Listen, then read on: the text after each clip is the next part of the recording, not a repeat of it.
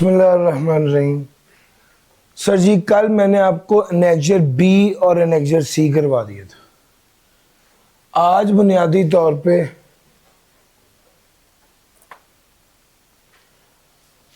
अभी बुनियादी मैंने आपको एनेक्जर डी करवाना है। Annexure D. सर जी, एनेक्जर डी क्या है? सबसे इसने ना पाकिस्तान के अंदर जो एनेक्जर सी था वो तो स्टेट बैंक की रेगुलेशन की बात कर रहा था ना। ये जो बाकी पॉलिसीज थी चैप्टर 2 में भी इसको हमने पढ़ा है। कौन कौन सी पॉलिसीज हैं? सबसे पहले ये नेशनल साइबर सिक्योरिटी पॉलिसी 2021 की। फिर उसके बाद कौन सी पॉलिसी है इसमें, मैं आपको एक बार थोड़ा इंट्रोडक्शन दे दूं। फिर पीका एक्ट, ठीक हो गया इस एनेक्जर में। फिर पीका एक्ट के बाद बात आनी है, पीका एक्ट में ना असल में 2016 में आया था। इसमें कुछ अमेंडमेंट्स भी आई हैं 2023 और 25 में, 23 से 25 तक वो शामिल हैं। फिर इसके रूल्स हैं, पीका के ही रूल्स भी हैं। ये 2016 में 2018 में आए थे। असल में 2016 में एक्ट आया। एक्ट कहता है कि कानून क्या है और रूल्स कहते हैं कि इस पर अमल दरामद कैसे करना है, उसका तरीकेकार क्या है। पॉइंट समझ आ रहा है? इनकम टैक्स ऑर्डिनेंस आपने पढ़ा 2001, तो इनकम टैक्स रूल्स भी होते हैं 2002 जो बताते हैं कि क्या कैसे करना है।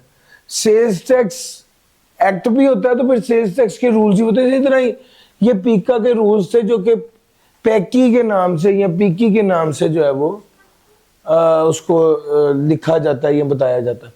अच्छा, फिर ये थे, ये रूल्स थे और इसमें जो तब्दीली की है उसकी बात की। फिर उसके बाद इलेक्ट्रॉनिक ट्रांजैक्शन ऑर्डिनेंस, ये तीसरी चीज है। बुनियादी तौर पे इसमें ये 3 कानून है। ये 3 कानून है, ईटीओ, इलेक्ट्रॉनिक ट्रांजैक्शन ऑर्डिनेंस, ये 3 कानून है। सर जी, ये तीनों आपके साथ मैंने डिस्कस कर लिए कि भाई इसमें है क्या क्या। अब जरा 1 बाय 1 इसको देख लेते हैं, इसकी मोटी मोटी क्या अंडरस्टैंडिंग है।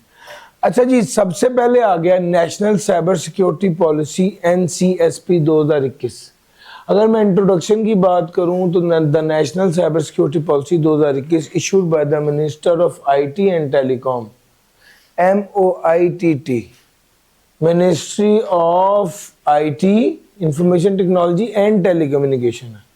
इसने इशू की थी, जो स्ट्रेटेजिक डायरेक्शन दे रही थी डिजिटल इंफ्रास्ट्रक्चर को प्रोटेक्ट करने के लिए, क्रिटिकल इंफॉर्मेशन सिस्टम को प्रोटेक्ट करने के लिए और साइबर रेजिलियंस को एनहेंस करने के लिए।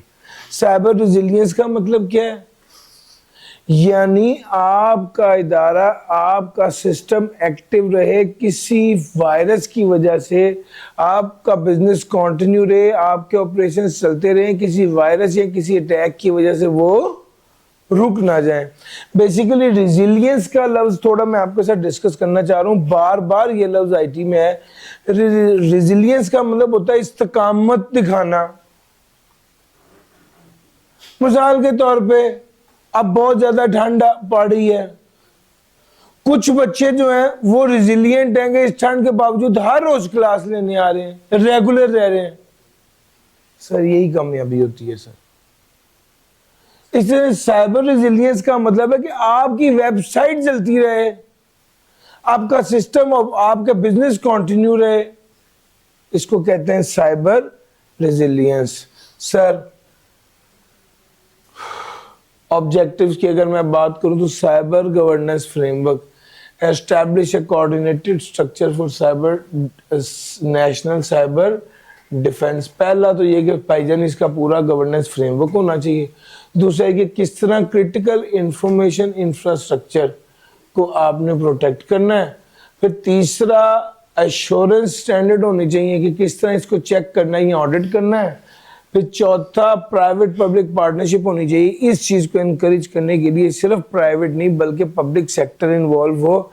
आपका लाहौर में ये जो अरफा करीम बनाया गया है, बुनियादी तौर पर ये पब्लिक प्राइवेट पार्टनरशिप या पूरा इंफ्रास्ट्रक्चर गवर्नमेंट ने दिया है ताकि यहाँ पर लोगों को जो है वो सपोर्ट की जाए और IT के हवाले से काम किया जाए। फिर cyber crime response and international cooperation, ये स्ट्रेंथन करता है इंसिडेंट रिस्पांस और ग्लोबल कोलैबोरेशन को। फिर cyber security awareness and capacity building, sir जी ये इसके बेसिकली ऑब्जेक्टिव्स हैं। साइबर सिक्योरिटी की अवेयरनेस और कैपेसिटी बिल्डिंग है, साइबर क्राइम को रिस्पॉन्ड करना और इंटरनेशनल ग्लोबल कोलैबोरेशंस पे public private partnership, information insurance standards और protection of critical information infrastructure, cyber governance framework. Sir जी थोड़ी सी अगर मैं बात करूं तो पॉलिसी इन डिलीवरेबल्स में सबसे पहले साइबर सिक्योरिटी गवर्नेंस है।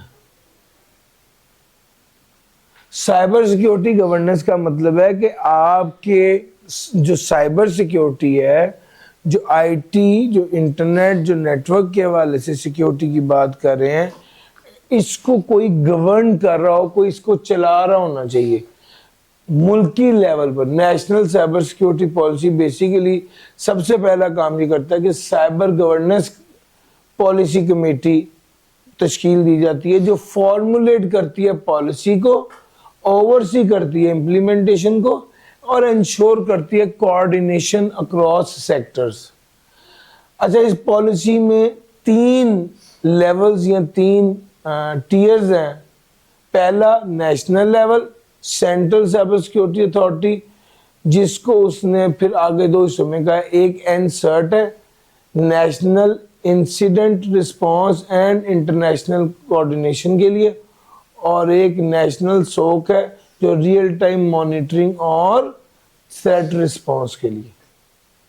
सर 2 बेसिकली नेशनल लेवल के ऊपर 2 चीज़ें, एक नेशनल जो है वो इंसिडेंट रिस्पांस और इंटरनेशनल कोऑर्डिनेशन के लिए, और एक रियल टाइम मॉनिटरिंग और थ्रेट रिस्पांस के लिए है। सर सेक्टोरल लेवल की बात करें तो एक लेवल नेशनल लेवल हो गया, ये मुल्की लेवल पर है। दूसरा सेक्टोरल लेवल पर किसी पर्टिकुलर सेक्टर की बात करें, जैसे टेलीकॉम, बैंकिंग, एनर्जी और हेल्थ केयर के लिए। और तीसरा ऑर्गेनाइजेशन लेवल पर है कि ऑर्गेनाइजेशन लेवल पर पॉलिसी मेकिंग के वाले से ये बात की गई कि जी आपके पास चीफ इंफॉर्मेशन सिक्योरिटी ऑफिसर लाजमी होना चाहिए, जो कि ख़ास तौर पे जो क्रिटिकल ऑर्गेनाइजेशन है वहाँ पर पॉलिसीज को इम्प्लीमेंट करे, ऑडिट करे और कंप्लायंस को इंश्योर करे। सर जी ये नेशनल साइबर सिक्योरिटी गवर्नेंस के बारे में ये बात थी। फिर क्रिटिकल इंफॉर्मेशन इंफ्रास्ट्रक्चर, आपका इंफॉर्मेशन का जो इंफ्रास्ट्रक्चर है, जिसका मतलब ये है कि आप हार्डवेयर, सॉफ्टवेयर, नेटवर्क, इन सब चीज़ों को सिक्योर करें।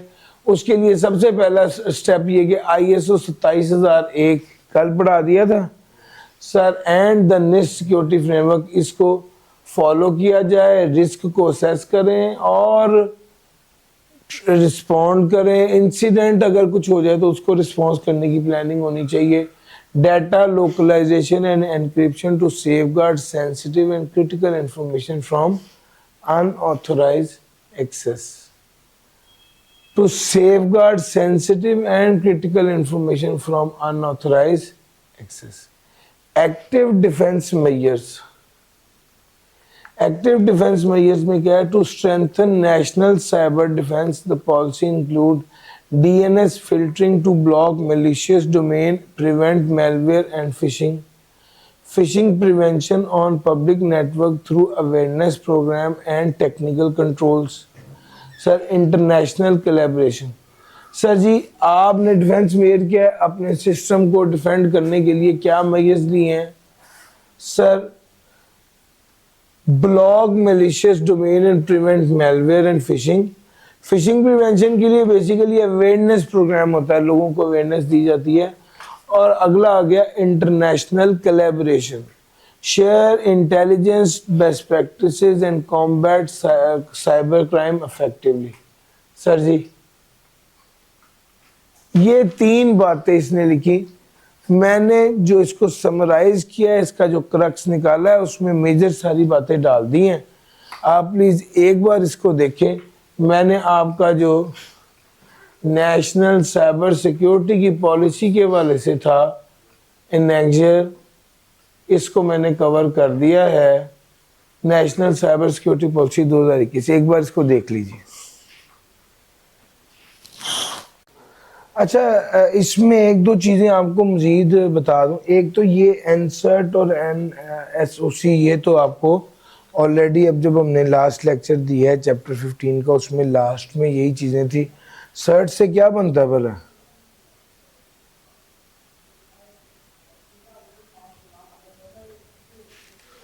सर्ट से बनता है सर, ये जो आपको चैप्टर 16 चैप्टर 15 पढ़ाते हैं, मैंने लास्ट टॉपिक पढ़ाया है, उसमें ये गिवन था। जरा निकाल लें, देखें क्या बनता है sir.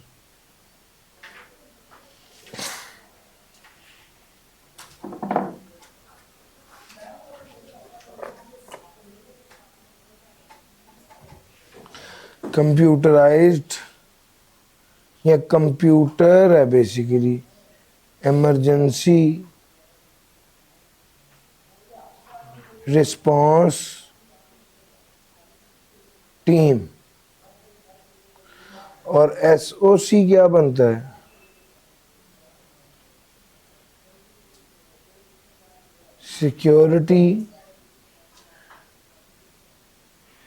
Security operation centre.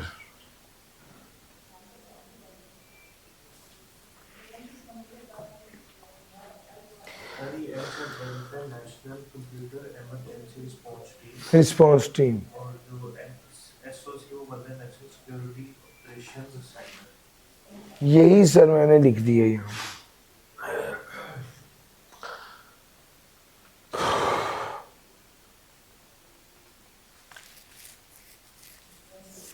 Sir जी आगे चलता हूं। सर पीका एक्ट क्या कह रहा है? बेसिकली पीका एक्ट पाकिस्तान का बुनियादी कानून था, जो कि साइबर क्राइम का मुकाबला करने के लिए, कॉम्बैट का मतलब होता है मुकाबला करना, कॉम्बैट साइबर क्राइम के लिए बनाया गया था। डिजिटल इंफ्रास्ट्रक्चर को प्रोटेक्ट करने के लिए बनाया गया था और रेगुलेट ऑनलाइन कंटेंट के लिए बनाया गया था। It covers offence from unauthorised access to cyber terrorism and child exploitation with amendments in 2023। तो फिर उसके बाद इसने मजीद साइबर टेररिज्म को बचाने के लिए और चाइल्ड एक्सप्लॉयटेशन के लिए अमेंडमेंट्स आई थी 2022 और 2023 और 25 में, including the creation of bodies, जो कि जैसे कि उसमें एक social media protection and regulatory authority भी इस पीका एक्ट के नतीजे में ही बनाई गई थी। अच्छा ज़रा, ये तो था इंट्रोडक्शन। इसमें बात क्या की थी? वो कहता है ऑल पाकिस्तानी सिटीजन जो है ना, वो इस पर अमल दरामद करेंगे। आप पाकिस्तान में मौजूद हैं, आप पाकिस्तान के शहरी हैं, आपको इस पर अमल दरामद करना पड़ेगा, ये सबके लिए लाजमी है। अच्छा, कुछ इंपॉर्टेंट डेफिनेशंस थी इसमें। उसमें सबसे पहले पाकिस्तान क्रिटिकल इंफ्रास्ट्रक्चर प्रोटेक्शन का मतलब है कि आपका नेशनल सिक्योरिटी और इकोनॉमिक स्टेबिलिटी के हवाले से जो सिस्टम है उसको प्रोटेक्ट किया जाए, जिसमें मेनली शामिल होता है एनर्जी, टेलीकॉम, फाइनेंशियल इंस्टीट्यूशन है, गवर्नमेंट सिस्टम, क्योंकि रिकग्नाइज करेंगे ये बहुत ज़्यादा साइबर थ्रेट से एक्सपोज्ड है। सर जी, जो सिस्टम जितना ज़्यादा आवाम के लिए एक्सेसिबल है उतना ज़्यादा उसमें रिस्क है। तो वो ये कहता है कि भाई ये पाकिस्तान का क्रिटिकल इंफ्रास्ट्रक्चर है और इसको सेफगार्ड आपने करना है। सेफगार्ड करने के बाद से ये कानून बनाया गया था।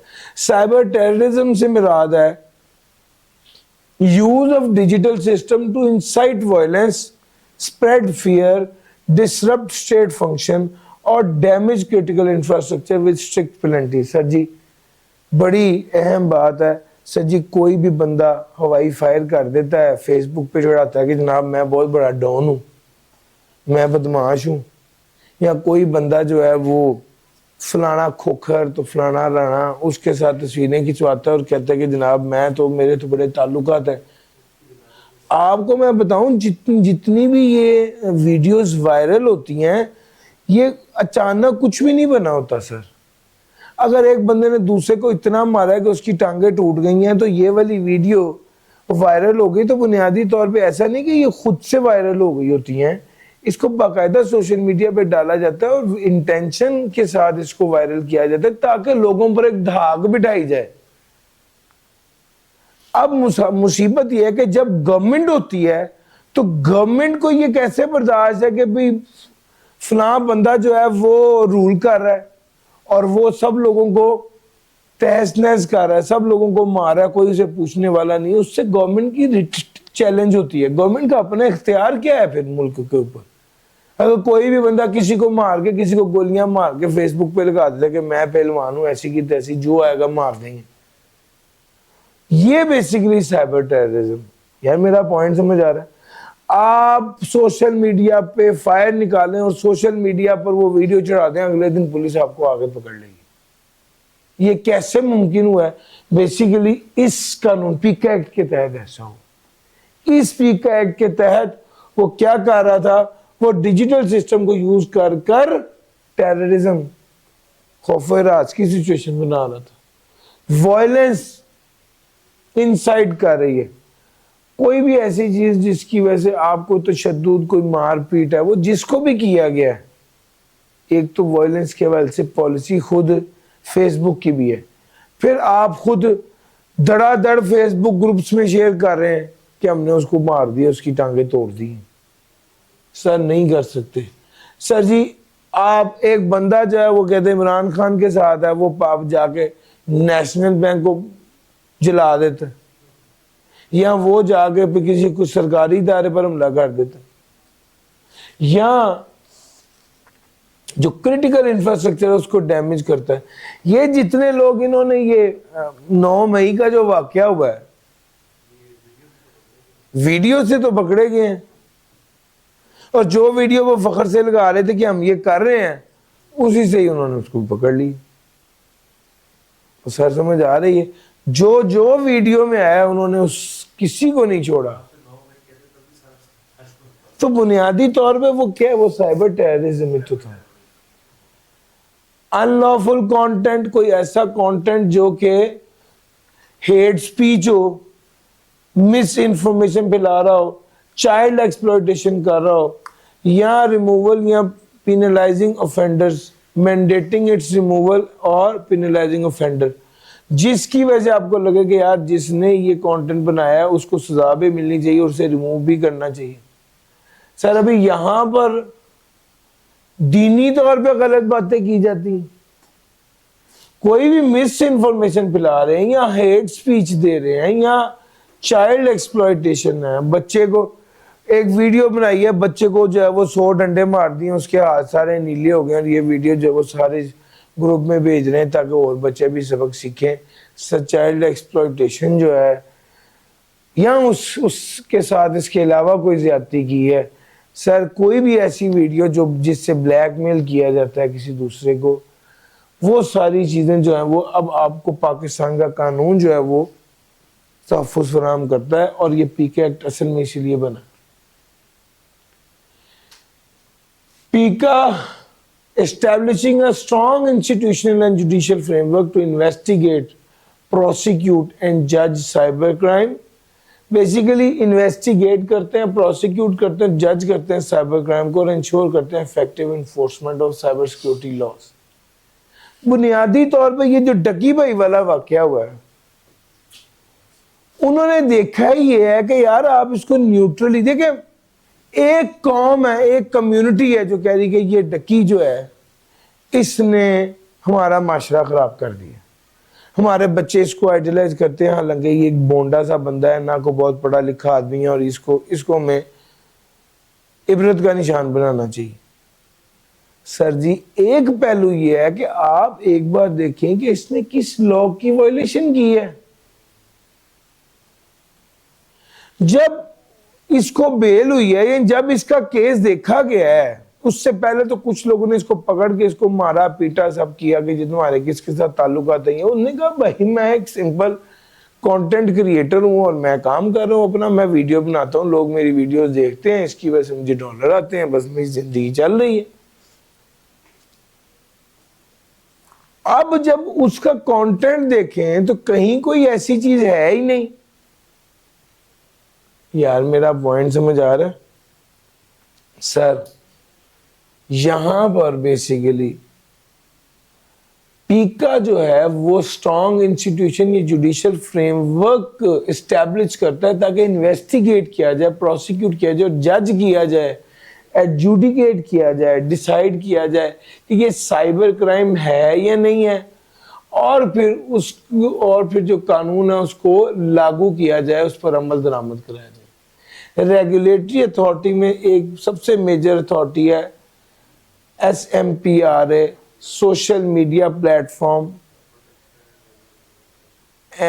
Social media protection and regulatory authority. Sir जी, आज अगर आप कोई ऐसी वीडियो जो कि वायलेंस की है, जो कि खराब वीडियो है, गंदी वीडियो है, गैर इखलाकी वीडियो है, वो कोई शेयर करते हैं तो भी आप कानून की खिलाफ वर्जी कर रहे हैं। Sir ji, enforce content removal and imposes penalty consists of chairperson and 8 members including representative from PTA and PEMRA. National cyber crime investigation agency NCCIA, इन लोगों ने पकड़ा था। वो बार बार कहता था जी NCCIA, ये वाले लोग हैं national cyber crime investigation agency. इन लोगों ने इन्वेस्टिगेट किया था पीका के एक्ट के तहत और रिप्लेस कर दिया FIA साइबर क्राइम विंग। इसने साइबर क्राइम विंग को क्या कर दिया, रिप्लेस कर दिया। जुडिशियल मैकेनिज्म क्या है, social media protection tribunals, hear appeals against SMPRA decisions, special courts designated courts for trial of cyber crime. Sir ji, special courts बना दी गई हैं। आए रो सोशल मीडिया हर बंदा इस्तेमाल कर रहा है, इससे रिलेटेड मसाइल भी बहुत ज़्यादा हो गए हैं। आप मेरे फेसबुक से मेरी तस्वीर ही उठाते हैं और उसको एडिट करके गलत सी चीज़ बनाकर उसको फिर अपनी पोस्ट डाल देते हैं, तो फिर मैं क्या कर सकता हूँ? मेरे पास ये वाला इदारा है जिस पर जाकर मैं शिकायत कर सकता हूँ, ताकि वो क्या करेंगे, वो हेयरिंग भी होगी, इन्वेस्टिगेशन होगी और उसके बाद ट्रायल होगा साइबर क्राइम केसेस का। Data preservation, service providers must retain traffic data for 1 year. Sir जी, आपके पास अथॉरिटी है इन्वेस्टिगेट करने की। आप 1 साल तक अपना डाटा, अब 1 साल तक आप रिटेन कर सकते हैं। Warrant for search and seizures, court में issue warrant for digital evidence, real time surveillance authorise for senior officers, forensic lab establish to analyse digital evidence.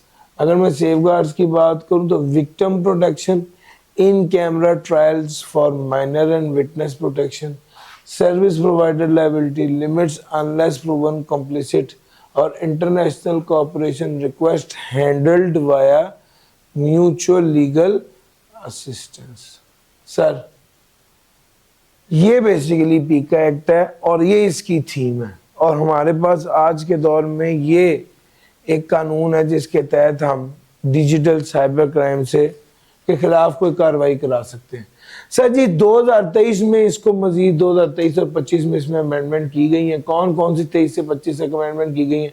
सबसे पहले तो बच्चों के अगेंस्ट अगर कोई क्राइम किया जाएगा तो उसमें पनिशमेंट बढ़ा दी गई है, जेल और फाइन्स भी बढ़ा दिए गए हैं। Cyber stalking,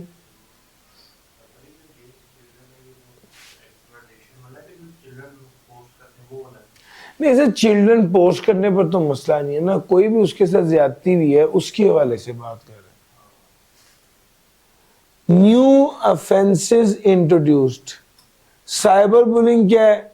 criminal specifically criminalize करता है digital harassment involve minor and marginalised group. Sir, अब ये इन्होंने, अगर कोई साइबर क्राइम है कि कोई बुली करे कहां पर, सोशल मीडिया पे, तो वो एक क्राइम है, उसको क्राइम समझा जाएगा। यानी जिस तरह आपको कोई बंदा गाली दे दे तो वो गाली अगर आपको दे तो आप उसके खिलाफ कार्रवाई करा सकते हैं कि इसने मुझे ये बात कही है जो बिल्कुल गलत है। इसी तरह अगर कोई ऑनलाइन आपके कोई मजाक उड़ाए, आपको कोई बुली करे, तो सर उसके खिलाफ आप जो है ना, वो मिसाल के तौर पे गर्ल्स की कोई, किसी लड़की की कोई तस्वीर उतार ली, उसकी कोई मिसाल के तौर पे मिमिक्री कर दी, या उसको कोई मजाक बना लिया उसका, या उससे वो उसको हैरेस किया, उस केस में आप आज ये था जो है वो लोगों के पास एक ऑप्शन है कि भाई इसको बाकायदा ऑफेंस तस्लीम किया जाता है। Disinformation and fake news, spread false information with malicious intention on social media and digital platform now explicitly penalized। गलत बात करेंगे तो penalize होगी। AI generated content misuse, sir जी आप एआई जनरेटेड कंटेंट को मिसयूज करते हैं, जैसे डीप फेक और synthetic media design to deceive और हाँ लोगों को डिसीव करें या हार्म करें, मिस इन्फॉर्मेशन फैलाएं।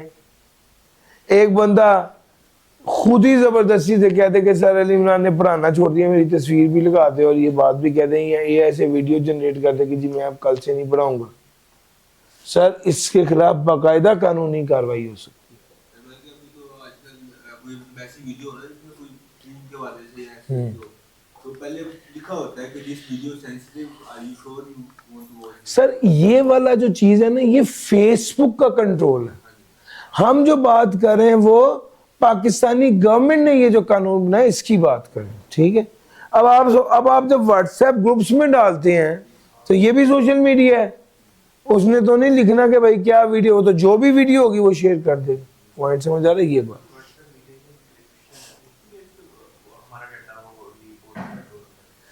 नहीं सर जी एनक्रिप्शन का इशू नहीं है। आप एक चीज पब्लिकली लोगों के साथ शेयर कर रहे हैं ना, तो वो आप जो शेयर कर रहे हैं अगर वो मिस इन्फॉर्मेशन है तो आपको पकड़ लेंगे, आपको कहेंगे कि चाहे आप इंडिविजुअल लेवल पे 200 बंदे को शेयर करें तो भी वो आपको पकड़ लेंगे। अगर वो मिस इन्फॉर्मेशन है तो आप उसके खिलाफ केस कर सकते हैं। तो एक तो ये है ना कि सोशल मीडिया से मुराद तो यही है ना कि आप बाकी लोगों के साथ शेयर कर रहे हैं। आप जरूरी नहीं कि आप व्हाट्सएप ग्रुप में ही शेयर कर रहे हो, आप इंडिविजुअली 200 बंदे को शेयर कर दें।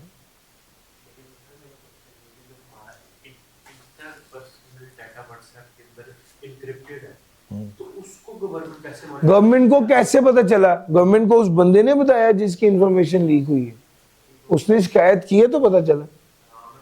ऐसा हाँ शिकायत की है तो पता चला। सर जी expanded SMPRA role, social media SMPRA से क्या बन रहा था? Social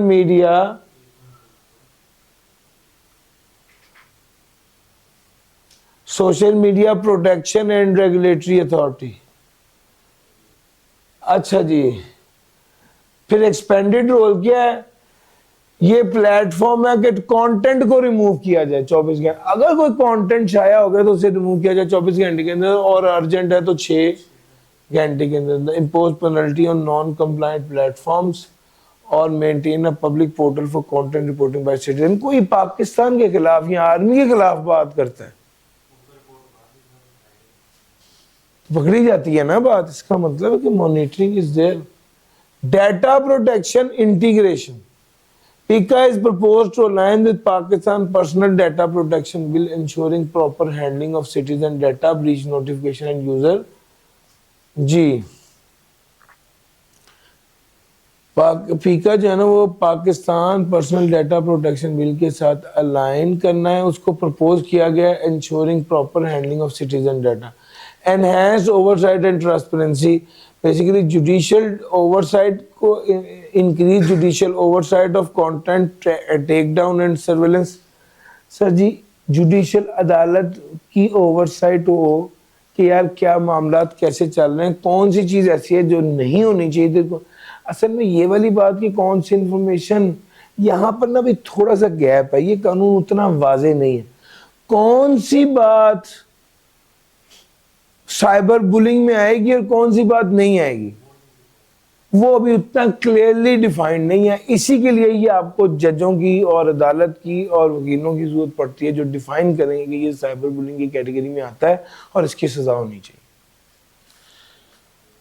sir ji prevention of cyber crime investigation, ये रूल्स हैं सर। रूल्स 2016 में उसने, ये तो पहले तो ministry of information technology telecommunication वालों ने बनाए थे। इन्होंने प्रोटोकॉल दिए थे डिजिटल फोरेंसिक के preservation and collection of evidence, chain of custody of digital evidence. इसके बाद से प्रॉपर रूल्स है कि डिजिटल फोरेंसिक क्या है, एविडेंस को प्रिजर्व कलेक्ट करना है और custody of digital evidence. Outline responsibility of designated investigation officer, इसकी क्या जिम्मेदारियां होंगी जिसको इन्वेस्टिगेट कर रहा होगा। Cover time frame for investigation and reporting, emphasised training and capacity building of investigators. Sir ji removal and blocking of unlawful online content, इसका क्या तरीकेकार है? वो कहता है कि पीका का सेक्शन 37 बताता है कि किस तरह से आपने कंटेंट को रिमूव करना है या ब्लॉक करना है। Pakistan PTA can block content to harmful, कोई भी ऐसा कंटेंट जो इस्लाम के खिलाफ है, नेशनल सिक्योरिटी के खिलाफ है, पब्लिक ऑर्डर के खिलाफ है, मोरालिटी के खिलाफ है, कंटेंट ऑफ कोर्ट है, अदालत की खिलाफ वर्जी है, या अदालत की डिफॉर्मेशन का मतलब होता है बदनामी का बाइस बन रहा है। कंटेंट रिमूवल टाइमलाइन 24 घंटे के अंदर अर्जेंट हो तो 6। अपील प्रोसेस, आपके पास अपील है, पीटीए को आप अपील कर सकते हैं within 30 days. Due process क्या? Ensure notice, opportunity to respond and appeal safeguards. अच्छा जी, फिर सर्ट क्या बताया था हमने? Computer emergency response team. ये कौन बनाएगा? एनसर्ट एस्टेब्लिश करना, सेक्टोरियल और ऑर्गेनाइजेशनल एनसर्ट, ये हमने बताई ना अभी थोड़ी देर पहले बात की। ये बनाई किस तरह जाएंगी? ये रूल्स 2023 में बताएंगे। फिर इनकी रिस्पॉन्सिबिलिटी क्या है? डिटेक्ट करना, रिपोर्ट करना, इंसिडेंट को एडवाइज करना, कौन से वल्नरेबिलिटीज और पैचेस हैं, थ्रेट इंटेलिजेंस को शेयर करना और कोऑर्डिनेट करना रिस्पॉन्स टू साइबर सिक्योरिटी। फिर central coordination NCERT act as a central hub under the Ministry of IT and Telecom and NCSP body। फिर collaboration की अगर हम बात करें तो encourages public private collaboration across border incident handling और organization requirement के हर organization के पास security content या liaison officer जरूर होना चाहिए जिससे cyber security के हवाले से बात की जा सके। फिर अब अगली बात आगे वो बात कर रहा है इलेक्ट्रॉनिक ट्रांजैक्शन ऑर्डिनेंस की। Sir ji, electronic transaction ordinance जो है ना वो पाकिस्तान का लीगल फ्रेमवर्क है इलेक्ट्रॉनिक ट्रांजैक्शन के लिए, डिजिटल सिग्नेचर के लिए और साइबर सिक्योरिटी के लिए। तो बेसिकली इसमें 3 चीज़ें हैं, एक इलेक्ट्रॉनिक ट्रांजैक्शन, डिजिटल सिग्नेचर और cyber security. It ensures legal validity of electronic documents and signature, supporting e commerce and E government in line with global practices. अगर मैं स्कोप की बात करूं,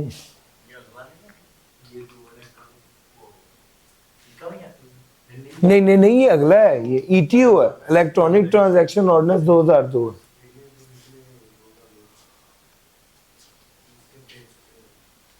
स्कोप की अगर मैं बात करूं तो applies to all electronic documents, record, communication and transaction across Pakistan. हाँ, इसमें नेगोशिएबल इंस्ट्रूमेंट शामिल नहीं, असल में डिजिटल शामिल है, नेगोशिएबल जो है वो शामिल नहीं है। वो तो हाँ ऑनलाइन की चीजें, साइबर की चीजें शामिल हैं। ये जो एक्चुअल में ये जो चेक है, क्रॉस चेक है, ये वाली चीजें शामिल नहीं है। विल, प्रॉपर्टी, सेल कॉन्ट्रैक्ट, जो ये वाली चीजें शामिल नहीं है। Electronic documents include text, data और रिकॉर्ड इन डिजिटल फॉर्म। ठीक हो गया। इसमें ये जो आप will, property, sale contract, negotiable instrument ये शामिल नहीं है। इलेक्ट्रॉनिक सिग्नेचर क्या है? लेटर, सिंबल और image applied to an electronic document to authenticate it, का मतलब है ये इलेक्ट्रॉनिक सिग्नेचर है। एडवांस इलेक्ट्रॉनिक सिग्नेचर ये ज्यादा हायर सिक्योरिटी सिग्नेचर है, meeting specific technical criteria. Certification service provider CSP क्या है?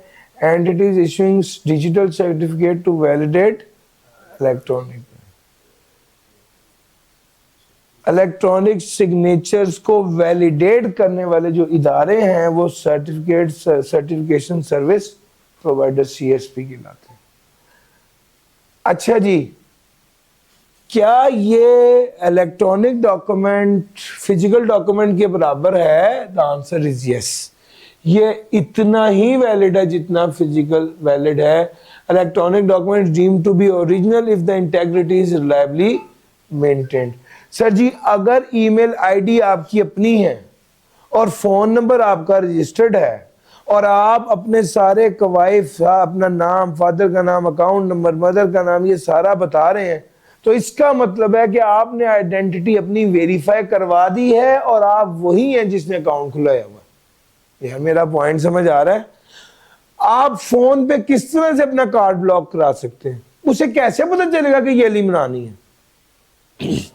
मेरे फ़ोन से कॉल आई है, मुझसे उसने मेरा नाम पूछा, CNIC नंबर पूछा, मेरे फादर का नाम पूछा, मेरे मदर का नाम पूछा, मेक श्योर किया है कि ये वही बंदा, वहां से उसने आइडेंटिटी वेरीफाई की है। फिर उसके बाद उसने मुझसे कहा कि आप 4 इंचों का पासवर्ड डालें। जब मैंने पासवर्ड भी सेम डाल दिया तो वेरीफाई हो गया ना कि ये अली इमरान ही है। Sir ji, electronic records are deemed original अगर इंटेग्रिटी रिलायबल हो। तो इलेक्ट्रॉनिक डॉक्यूमेंट जो होते हैं ये सेटिस्फाई लीगल राइटिंग रिक्वायरमेंट, ये लीगल रिक्वायरमेंट को पूरा करते हैं। Electronic retention is valid if the content remain unaltered and accessible. Electronic signatures Section 7 of the ETO states that the electronic signature shall not be denied legal effect, validity or enforcement solely because they are in electronic form.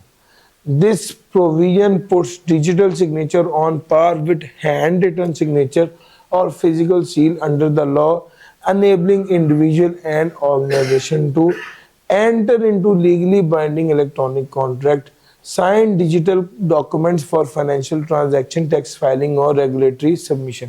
Sir जी, जब मैं अपनी FBR के portal पर जाता हूँ, login ID और password डालता हूँ, तो बुनियादी तौर पे वो एक डिजिटल सिग्नेचर ही तो है जिस बेस पे मैं रिटर्न फाइल कर पाता हूँ। सर जब मैं थंब इम्प्रेशन से अपना अकाउंट खोलता हूँ तो वो डिजिटल सिग्नेचर ही तो है। यार मेरा पॉइंट समझ आ रहा है? आप जैज कैश थंब इम्प्रेशन से खोल पाते हैं ना सर, वो डिजिटल सिग्नेचर ही तो है। लीगली वो कहता है सेक्शन 7 ऑफ ETO स्टेट्स के electronic signature shall not be denied legal effect. इसे डिनाई नहीं किया जाएगा कि ये लीगल नहीं है, वैलिड नहीं है, एनफोर्सेबल नहीं है, सिर्फ इस वजह से कि इलेक्ट्रॉनिक है। भैया जितना ही कागज पेंसिल से लिखे हुए साइन वैलिड है, उसी तरह ही ये डिजिटल सिग्नेचर भी वैलिड है कानूनी तौर पे। अप्रूव्ड इंटरनल कॉर्पोरेट डिसीजन और बोर्ड रेजोल्यूशन जो है वो भी वाया, सर जी बोर्ड की रेजोल्यूशन वाया इलेक्ट्रॉनिक मींस होती है, तो क्या वो वैलिड नहीं समझी जाएगी? सर बिल्कुल वैलिड समझी जाएगी। Presumption of authenticity of advance electronic signature, कब एडवांस इलेक्ट्रॉनिक सिग्नेचर जो है उसको ऑथेंटिक समझा जाएगा? Advance electronic signatures typically generated using cryptographic systems such as public key infrastructure are presumed authentic under the law unless proven otherwise. This creates a legal presumption of integrity, authorship and non-repudiation, which shift the burden of proof to the party challenging the authentication. हाँ, आपने जब digital signature कर दिए तो ये authentic है, unless कि कोई तीसरी पार्टी आए और आके कहे जी ये ऑथेंटिक नहीं है, और वो फिर बाद में उसको इसको प्रूव भी करना होगा। इंक्रीज कॉन्फिडेंस, अब बेसिकली ये लीगल प्रिजम्पशन हो कि हर चीज ठीक है और ये डिजिटल सिग्नेचर है, इसी बेस पर ही कॉन्फिडेंस भी इलेक्ट्रॉनिक ट्रांजैक्शन पर बेहतर है। और जो बंदा इसको समझता है वो ठीक नहीं है, वो चैलेंज करेगा और उसको प्रूव करना पड़ेगा कि कैसे ये ठीक नहीं है। ये presumption holds only if the signature meet the criteria. ये प्रिजम्पशन कि एडवांस इलेक्ट्रॉनिक सिग्नेचर ऑथेंटिक हैं, ये this presumption holds only if the signature meets the criteria of being uniquely linked to the signature, capable of identifying the signatory, created using secure signature creation means and linked to the data in such a way that any subsequent change is detectable। Sir जी ये चारों चीजें digital signature में पूरी होनी चाहिए कि वो चीज यूनिकली क्या कहते हैं उस बंदे से लिंक्ड हो, उसको आइडेंटिफाई कर पाए, सिक्योर सिग्नेचर क्रिएशन के जरिए बनाई गई हो और link to the data in which the सब, और इस डाटा से लिंक्ड हो जिसमें कोई सब्सिक्वेंट चेंज आए तो उसे डिटेक्ट किया जा सके। Impact on business, financial and legal practices, इसका क्या इम्पैक्ट होगा? It has significantly contributed to the digital transformation of commerce and governance in Pakistan by making electronic signature legally valid. इससे इम्पैक्ट क्या है? सर जी बिजनेस और कमर्शियल ट्रांजैक्शंस, डिजिटल कॉन्ट्रैक्ट्स हो रहे हैं, सर्विस एग्रीमेंट हो रहे हैं, प्रोक्योरमेंट कॉन्ट्रैक्ट्स हो रहे हैं और एम्प्लॉयमेंट लेटर लिखे जा रहे हैं फिजिकल सिग्नेचर के बगैर। सर जी जो बंदा इधर बैठ के दुबई में नौकरी कर रहा है और वो ऑफर लेटर साइन करता है तो वो फिजिकल सिग्नेचर तो नहीं ना हो रहे सर, वो तो डिजिटल सिग्नेचर से कर रहा है। E invoicing and billing, companies can issue and sign invoices digitally, streamlining accounting process and reduce around time। Sir e invoicing की जा रही है, बिलिंग हो रही है डिजिटली, सप्लाई चेन और लॉजिस्टिक्स जो है, शिपमेंट्स, डिलीवरी, कॉन्फर्मेशन, ये डिजिटली हो रहे हैं और इससे पेपर वर्क और फ्रॉड रिस्क जो है वो कम हो गया। फाइनेंशियल सर्विसेज में ई बैंकिंग डिजिटल है। सर आप मुझे बताइए, आपने खाना खाया, आपने कार्ड दिया, सिर्फ कार्ड का कोड ही डाला ना आपने, वही डिजिटल सिग्नेचर है। कोई आपने कुछ क्या सबूत है आपके पास कि आप ही हैं? सर वो कोड आपको पता है और किसी को नहीं पता। Sir fintech onboarding, sir ji digital know your customer process lie on electronic signature and digital ID, ये वाली बात हमने फिनटेक में भी पढ़ी थी, नो योर कस्टमर वाली, वही है।